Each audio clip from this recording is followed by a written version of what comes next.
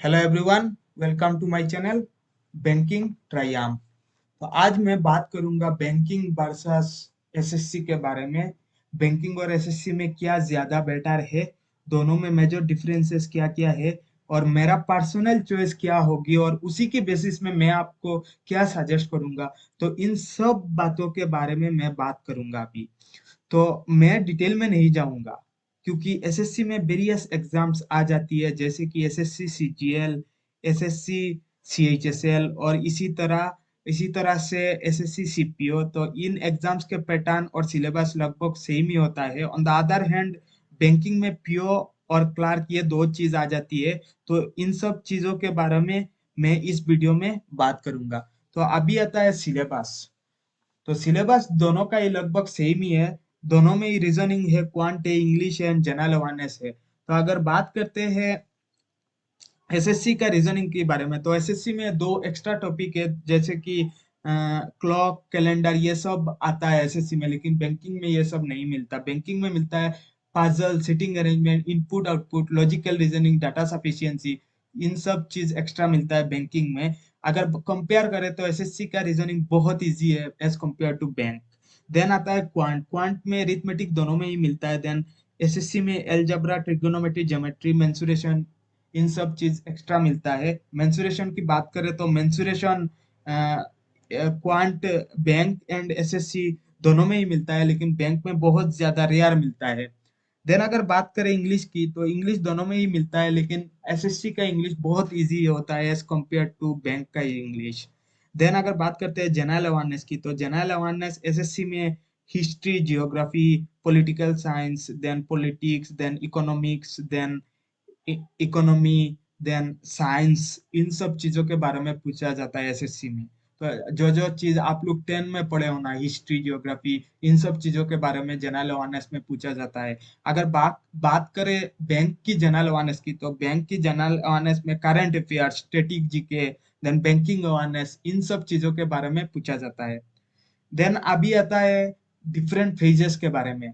दोनों एग्जाम में कितना फेजेस है, कौन सा फेज में कैसा कैसा है, तो इन सब चीजों के बारे में अभी बात करेंगे। तो अगर बात करते हैं एसएससी सीजीएल की, तो 4 फेजेस में होता है, that is TR 1, TR 2, TR 3, TR 4।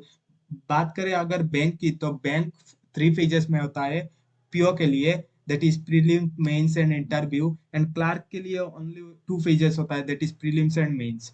तो अगर बात करते हैं इंटरव्यू की, तो बैंक में ओनली इंटरव्यू बैंक में मिलता है इंटरव्यू। एसएससी सीजीएल में इंटरव्यू नहीं मिलता। और एसएससी सीजीएल का जो टीआर 4 है, दैट इज फेज 4, ये सिर्फ टाइपिंग के लिए होता है। देन बात करते हैं अगर एसएससी सीजीएल की टीआर 1 की, तो इसमें quant, reasoning, English and general awareness मिलता है। एंड ईच सेक्शन से 25 question, 25 question, 25 question, 25 question, total 100 question रहता है, एंड टोटल मार्क रहता है 200। अगर बात करें बैंक की प्री की, तो बैंक की प्री में क्वांट, इंग्लिश एंड रीजनिंग रहता है। इंग्लिश होता है 30 क्वेश्चन का, 30 marks, and both reasoning and quant 35 questions and 35 marks and 35 marks, ऐसा रहता है। तो टोटल 100 मार्क्स रहता है प्री में। देन अगर बात करते हैं टीआर 2 की, एसएससी सीजीएल की, तो इसमें सिर्फ क्वांट एंड इंग्लिश रहता है। And quant and English both 200 marks, 200 marks, total 400 marks रहता है। एंड अगर बात करते हैं बैंक की मेंस की, तो बैंक की मेंस में total quant, English, then reasoning, then general awareness and computer रहता है। तो जनरल अवेयरनेस एंड कंप्यूटर रहता है। देन रीजनिंग एंड कंप्यूटर जो है ना, वो साथ में रहता है। देन कंप्यूटर को एकदम रेयर ही पूछा जाता है। कंप्यूटर तो मेनली रीजनिंग ही रहता है। देन अगर बात करते हैं टीआर 3 की, तो इसमें डेस्क्रिप्टिव रहता है। और एक बात, बैंक की मेंस में डेस्क्रिप्टिव इंग्लिश आता है पीओ के लिए, क्लार्क में नहीं आता। एंड एसएससी सीजीएल की टीआर 3 में डिस्क्रिप्टिव आता है, जिसको आपको लिखना पड़ेगा। तो अगर बात करते हैं देन मेजर डिफरेंसेस के बारे में, तो अगर बात करते हैं मेजर डिफरेंसेस के बारे में, तो मेजर डिफरेंसेस कुछ ऐसा होगा कि रिजल्ट डिक्लेरेशन को लेकर होगा, नॉर्मलाइजेशन को लेकर, workload, growth, fix timing, then customer dealing. तो सबसे पहले अगर बात करते हैं रिजल्ट डिक्लेरेशन की, तो एसएससी सीजीएल में रिजल्ट डिक्लेरेशन बहुत ज्यादा लेट होता है, ऑलमोस्ट 2 इयर्स लग जाता है। तो आप लोगों को वेट करना पड़ेगा रिजल्ट के लिए। देन अगर बैंक की बात करें तो बैंक में 6 महीने में, 6 मंथ में आप लोगों का पूरा अपॉइंटमेंट लेटर घर तक आ जाएगा।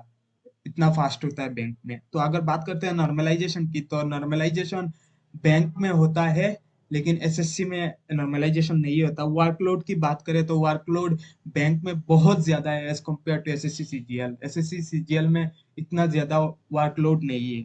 तो अगर बात करते हैं ग्रोथ की, तो ग्रोथ बहुत ज्यादा बैंक में अच्छा है as compare to SSC CGL. अगर एसएससी सीजीएल में आपको बहुत ज्यादा अच्छा पोस्ट मिला, बहुत ज्यादा सैलरी है, बैंक पीओ से भी ज्यादा सैलरी है, तो 2-3 साल बाद देखेंगे आपका सैलरी इतना इंक्रीज नहीं होगा, लेकिन बैंक पीओ का सैलरी बहुत ज्यादा इंक्रीज हो जाएगा।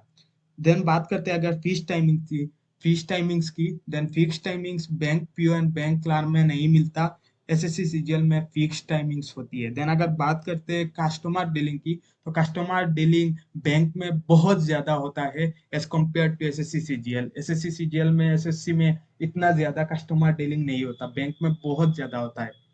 तो आज के लिए बस इतना ही। आई होप आप सभी को वीडियो अच्छा लगा। अगर अच्छा लगा तो लाइक कर देना एंड वीडियो को सब्सक्राइब कर देना।